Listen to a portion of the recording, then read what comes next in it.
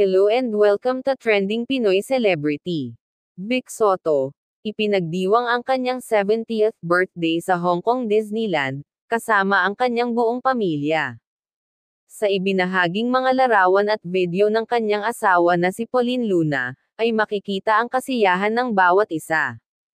Iba't ibang aktibidad ang na-enjoy ng pamilya sa Disneyland, kasama na dito ang pagsakay nila ng roller coaster. Tila natatakot si Pauline, ngunit nakisama pa rin siya para sa kanyang asawa.